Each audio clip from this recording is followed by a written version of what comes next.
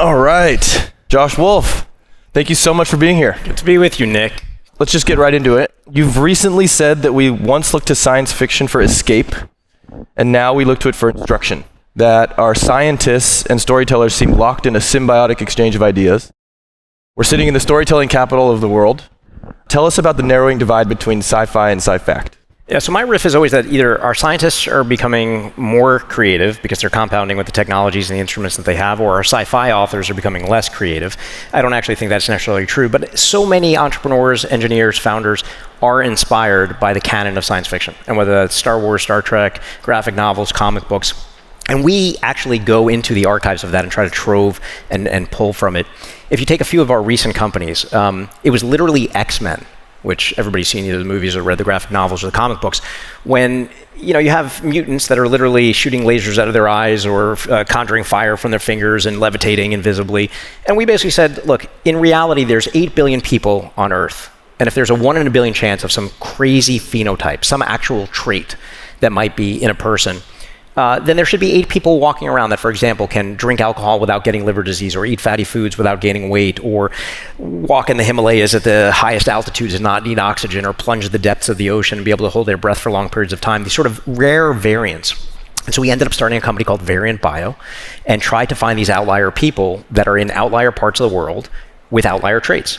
And most of the people that were ever sequenced by 23andMe or Genentech Roche were basically what we would call pale, male, stale, white Europeans.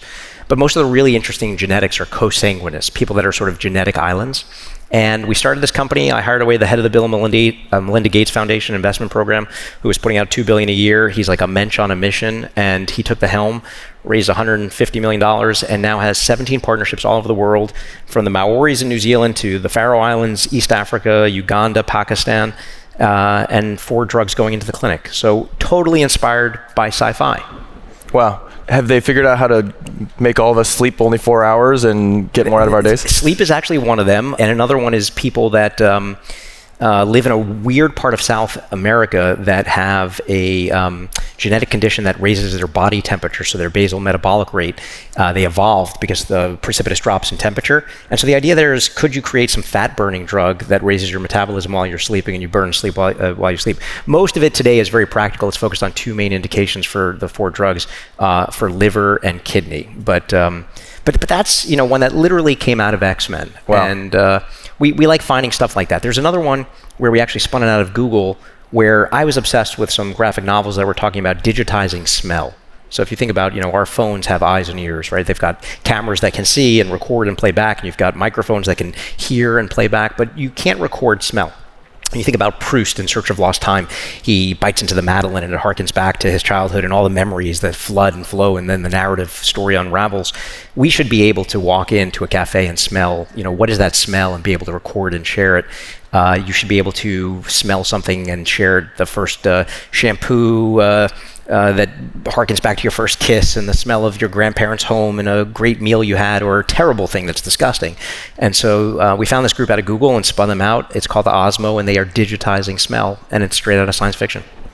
I think another interesting part of your guys' investment process is the idea of risk gaming. You guys introduced this as like a novel approach to scenario plan decision making. Can you tell us a little bit more about that and how it plays into your investment process? The idea of risk gaming is sort of like war gaming, but it was like, let's think about low probability, high magnitude consequences in pretty much everything. So from geopolitics to capital markets, policy, science, breakthroughs in technology, and we conjure these ideas and scenarios. And it's really our partner Danny Crichton, who used to run TechCrunch and then came to run content for us. He's a brilliant guy, polymath. And then we invite incredibly intelligent people who might be in policy, people who might be in geopolitics, ex-military, 4-star generals, brilliant technologists and inventors, and we assign them different roles. So you might have the former head of SOCOM that is actually playing a startup CEO, has no experience ever doing that, and a startup CEO that's playing like procurement for the Department of Defense. And we conjure all kinds of scenarios. It might have to do with the climate impact on shipbuilding on the eastern seaboard of the US. It might have to do with AI and elections. We have a new one that we just did yesterday on biotech and some of the cutting edge technologies that are happening globally, and whether you have open source or closed source AI and how that's going to affect the progress in biology. It helps us identify brilliant people, first of all. It helps us convene people, and they're very quick icebreakers for these people. And then it helps us conjure scenarios so that we can end up deploying capital along some of these themes. And so it's a really interesting, unique thing that we do, and puts together all kinds of fascinating minds. Awesome. Some of the most experienced VCs have remarked that the pace of innovation in AI is unlike anything they've seen in their careers. I know you guys are doing a lot of work there. How are you guys thinking about AI, and what are you guys focused on these days? I would say, everybody's focused on AI, and so I'm always trying to think, what's the consensus, what's the variant perception, what's the thing that other people aren't thinking of? A big thing was actually a hint that in a scientific paper that Apple, of all people, published about a year and maybe 15 months ago, that talked about small models on device. And I think that you're going to be a big shift from what Jensen and NVIDIA would like you to believe, that you need large 100,000 H100 clusters to be able to do both training and inference. And you're starting to see a shift away for small models. So that's number one, small models on device, where it's mostly going to be maybe 50% of your inference will be from your cached emails, chats, WhatsApp, photos, videos, health data, et cetera. And then 50% you're going to the cloud, whether it's with Perplexity or ChatGPT or any other web accessible thing that might be displacing Google, including Google itself. The second thing I would say, which is really important, is the memory players. I had an insight back in 2016 that I got very lucky about, which was NVIDIA, because we were invested in a company called Zoox that Amazon ended up buying. That was their self-driving cars. And they were using these NVIDIA chips before other people were. And it was sort of an insight that, hey, you're going to take something from traditional GPUs that are being used for PS4 and Xbox, and you're going to repurpose it for compute and logic. And I feel the same way right now about the memory players. Most people think that memory is commodity, DRAM, SRAM, and NAND. The three major memory players, you've got SK Hynix, you've got Samsung, both Korean, and then you've got Micron in the US. SK Hynix in particular is coupled with their high bandwidth memory to pretty much every NVIDIA cluster that exists, but they're starting, particularly on the small mobile side, to play a very big role. So I think that they're going to be absolutely ascendant to become a power player. And I think that shift from CPU to GPU to the memory players and memory being used for inference is going to be a big deal. The third thing I'd say is, I always talk about this 5-year psychological bias that everybody wants to be invested today where they should have been 5 years ago, and our job is to try to think about where do people want to be in 2, 3, 4, 5 years. I think the next wave for AI, and the thing that we've been investing over the past 2 years, having done a lot in text, video, image, audio, et cetera, is in three-dimensional, the physical world. And so that really is in biology and in robotics. In biology, we spun something out of Meta called Evolutionary Scale, which is developing foundation models for biology to be able to go from a prompt to a protein, actually making drugs. Physical intelligence, taking a team from Stanford and Google and being able to think not about the humanoid robots, of which I harbor a lot of skepticism, but the brains, the embodied intelligence, regardless of what the physical instantiation of that is going to be. And I personally think it's going to be way more like, the cantina scene at Star Wars, like, as Darwin would have said, like endless forms, most beautiful, super weird, not bipedal, 2 arms, 2 legs.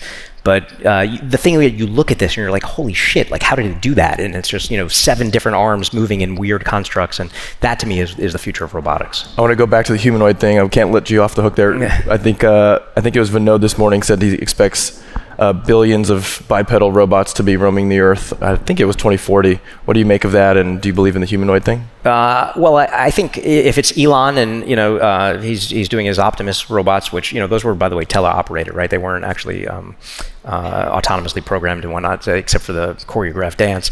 He'll do it, and he'll have them in factories, and they'll be in and so I think there's without a doubt a market for that. But Unitree is the Chinese company that's going to dominate this, and they sort of took the Boston Dynamics baton and have run with it. They'll be far cheaper and whatnot. But I think that the real value is going to come whenever you talk to the humanoid companies, and there's a dozen of them here domestically. It's like, we're going to help with home work tasks for the aging demographics, and I just don't buy that. People can do dishes and fold your clothes better than that, but I think it's going to be much more sophisticated tasks again that break the mold. Even if you apply one of these mental models. Like when radio first came, it was basically broadcasting plays, right? We just did what we did before. When TV came, it was broadcasting radio shows. And then, I think that most people are like, why don't we just take a robot that can do sort of human labor? And it really should be just far more sophisticated things that are beyond what our capability is. Even if I was to lift this up, I have to have the physical intelligence, quite literally, to know how much force do I use and an intuitive sense of physics to lift this up. And then when I unscrew this cap, I have to use the torque in my hand. And you see these humanoid robots that are sort of doing that. But first logic sort of principles, you would just want an end effector that goes on with some interesting weird contraption that just like quickly spins it off like a screwdriver and lifts it off, and then Swiss Army knife swaps it for something else. And so I just think we're going to reimagine. Really creative people that haven't come onto the scene yet are going to reimagine what robots look like. And it's not going to be like Westworld, weird approximations of humans. I want to do a quick home court thing. So we're here in Southern California. I know you and Lux have been investing in aerospace and defense companies for quite some time. Why is so much capital flowing into that space right now? Well, the first is that I think there's a recognition that the world is not a safe place, and that there's bad actors, and that the best way to thwart bad actors is to have deterrence, and the best way to have deterrence is to have superior firepower and the ability to inflict violence on people. That's just a reality. It would be nice if we all sang Kumbaya, and that's effectively what happened going back maybe 10, 12 years ago when Google had people marching out in protest of Project Maven, which some of our companies were involved in, which was taking aerial data from drones and various aircrafts and basically orthonormalizing it and putting it in. I actually thought that was a moral thing to do because you were able to distinguish between a bad person with an AK-47 and a good person with a pickaxe coming home from a farming job. But there were bad actors out there, and you had a population, particularly in Northern California, that was aghast at the idea of working, for the military-industrial complex. We have a peer adversary in China that is not only doing that, but they have an overt military-civil fusion policy, so that all the companies are working with part of the government. So that's number one. Then you had a brave soul, really, in somebody like Palmer Luckey and Brian Schimpf and Matt Grimm and Trey Stevens, and we became early investors in Anduril, and they were unapologetic about this. There was no dancing around, hey, we're just going to make things and it might be used for defense. It was explicit. We're going to build effectively Stark Industries. We're going to build a war-fighting company for America and our allies. People were skeptical. I remember being at the Reagan National Defense Forum when Palmer was first there, in his characteristic garb and his Hawaiian shirt and his cargo pants and his flip-flops, and people were sort of like laughing at him. And it was the classic Gandhi thing. First they laugh at you, and then they eventually join you, and then you win. Now they're winning. The ascendancy of their valuation, the ascendancy of their performance fundamentals, and the revenue and the contracts that they're winning are attracting a whole suite of entrepreneurs. All the way from the Gundo, where you have this complex. But them, Varda, which just 6 hours ago was the third ever company in the world, in history, to return something from space. It's just astounding. And the whole team was gathered there at 5:30, 6 in the morning as it crashed down safely into Australia from space. So them, Varda, Hadrian, Saildrone, just air, land, sea, space. You have brilliant engineers that are now saying, we don't want to work on advertising. We don't want to work on, BS e-commerce. We want to do things that help make the world truly a safer place by making it a more dangerous place for our enemies. You recently added Brett McGurk to your team. Yes. Why did Lux add a diplomat to the team? Well, we started with a four-star general who ran SOCOM, which was Tony Thomas, some years ago, and had an incredible experience with him, and it opened our eyes. Brett was actually on the board of one of our companies before that faced the IC, the intelligence community, selling into them. We had a great experience, and then he went back into the administration. He was originally in the Bush administration, then went into Obama, then went into Trump. When Trump pulled out of Syria, he had quit because he had promised the Kurds military support. And then came back in for Biden, and then finished with the Israel-Gaza hostage negotiation deal that he played a very key senior role in. We just finished a trip in the Mideast, and it was absolutely eye-opening. And thanks to his relationships, there were people that I never would have met. And I am super bullish about some of these alliances between our firm and them, and our country and them. And having a diplomat that can open doors and think through a complex geopolitical landscape is important. We have begun to call this sci-tech diplomacy. The idea that some of the companies and the technologies and the scientific progress that they're making is of national import, not only to the US, but to our allies. And that is going to be the basis, as you're seeing, whether it's for data centers or for AI, open source versus closed, IP between biotech companies. It's a big deal. Tell us more about the Middle East trip. How was that? What did you learn out there, and why were you there? I was there originally for a conference for a friend, Steve Drobny, who's actually a local guy here at Clock Tower. He's a great guy. It was my first trip last year. I'm hugely bullish on the Emirates. This is a true startup nation, sort of like Israel. 1948 for Israel, 1971 for the Emirates. They're wealthy, they're super savvy, super smart, very commercial, really modernized far beyond some of the other Arab countries. I would say some of the Abraham Accord assignees in particular. But they don't want to just participate in AI. They want to dominate and win, but in a way that is pro-social with their allies. They made an explicit decision to cast their lot with the United States over China, and that was I think a hard decision. But I just think it's pretty incredible. So Sheikh Tahnoon, who's really a key player in the AI and technology and data center and energy and pretty much every facet. Abdullah bin Zayed, who's the brother of the leader as well, and foreign minister, was the assignee for the Abraham Accords and normalizing relations with Israel. These are extraordinary, intelligent, very sophisticated people that see the world as this sort of chessboard that it is. And then Saturday was very interesting because we went from the Emirates to Saudi as guest of MBS, and he had his third annual National Day. The country was founded in 1727, but I think he recognizes the importance of not only having their Founders Day, or rather the National Day, which is in September, but this Founders Day, the third ever, because you need a national spirit. And I think they all don't like the Islamists. They all don't want religious dispersion. They want a national sensibility because that's what creates stability in these countries. They are not democracies. Israel is the only democracy in the region. I don't think that they should be democracies. I think they are run by benevolent rulers that really understand what is best for the region and the people. You talked about Israel, or you brought up Israel. Also, these countries are in what can be a tough neighborhood sometimes. Talk about what's going on out there, and I know we got a whole talk about it just right before this, but what's your perspective on what's happening out there, what's happening in technology out there? Where do you see things headed? Hugely bullish on Israel. Obviously, I'm very vocal about it since the war, particularly on October 7th. I was raised Jewish. I'm atheist, and I always say that it wasn't October 7th in Israel, but it was October 8th in America that really radicalized me in a very pro-Zionist kind of way.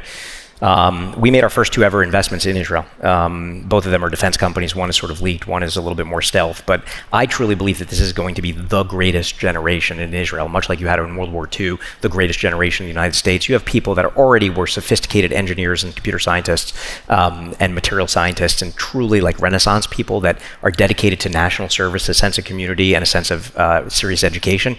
But now they are driven, absolutely driven by this existential threat. And at least for the next year or two, they're all cooperating with each other. It will surely devolve into competitive spirit as we do in Silicon Valley. But for now, it is just extraordinary seeing the companies that are being built.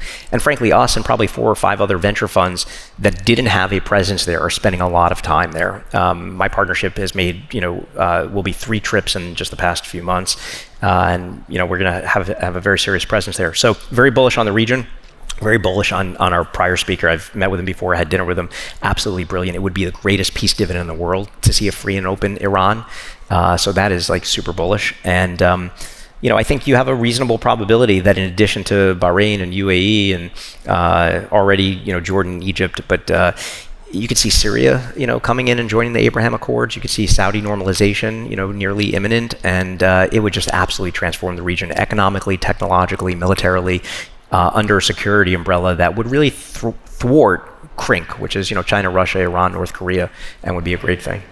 Yeah, let's talk about China for a second since you brought it up. Venture capital is sort of returning to its roots, as we've talked about before. I think you and I agree that's a wonderful thing. There is a bit of a neoconservative bend to the technology companies that are being built in defense, and the foil for that has been China most of the way. What are your views on the currency of global power as it relates to China and the technology that they're building? Well, technology is increasingly becoming the currency of global power. It's this idea, again, of sci-tech diplomacy. As it relates to China, I would love to see a detente. I would love to see leadership that was not doing sort of cunning, insidious things. I would love that TikTok was just a social media company like every other. I've been very involved behind the scenes. I think TikTok should exist. I think it should be divested from the control of the Chinese Communist Party.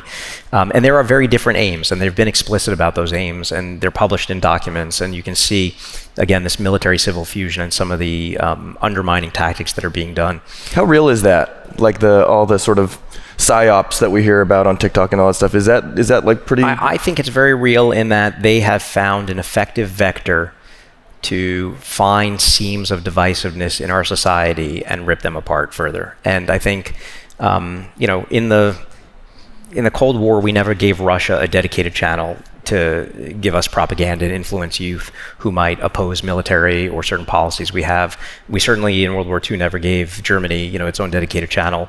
30% of Americans 18 to 34 are effectively getting their news from TikTok. And we know, vis-a-vis empirical comparisons to all of the other social media networks, that they tip the scales in the favor of the things that they want. And forgetting about the things like not being able to talk about Uyghurs or Tiananmen Square or Xinjiang province and those kinds of things. So I think that is a complicated portfolio, so to speak. And then militarily, we have great allies between AUSUC, Australia, US, UK, Philippines, and South Korea. And if you talk to Sam Paparo, who runs Indo-PACOM and is responsible for that region, he would describe it that his mission is to create a hellscape, which I guess is a technical term.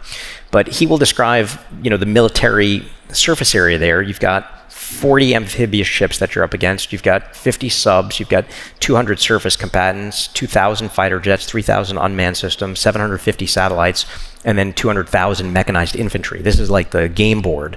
And he wants to have a ton of attritable systems, drones of all types, large, small, aerial. And it really is, despite the war on AI and chips and all of this stuff that matter, it still is mass on target. It still is about projectiles and missiles and thwarting physical space. Now, all that said, my prediction is that there is no war for Taiwan. There is no physical kinetic. Not a single bullet is fired. If I'm China and I play Go, not chess, not checkers, the long game that I would play is let TSMC diversify into the US so that you have a substantial hedge away from TSMC. And then the administration, now or future, might look and say, well, why is Taiwan in our national interest? I mean, sure, democracy, freedom, etc. But I think Taiwan just gets Hong Kong sometime in the next few years. And the key for us is just ensuring that the semiconductor supply chain is redistributed. So that would be the release and the pressure valve, which is effectively just let time take its course, and these forces will sort of avoid a kinetic war. I think we have time for maybe one more question. There's a lot of optimism in tech right now. Advancements in AI, healthcare, energy production, a lot of the stuff we've talked about here. Let's end on a hopeful note. I've seen some receipts on X of you being right about GPUs and some other mega trends from 8 years ago. You say most of what we see as crucial today won't matter in 10 years.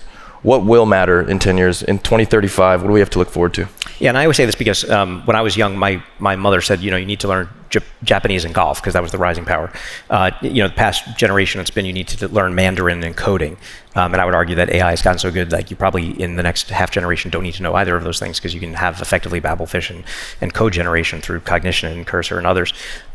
I think that the most interesting thing that is not heavily funded yet, there's no bubble in it, but it feels like a directional inevitability, is automation of science itself.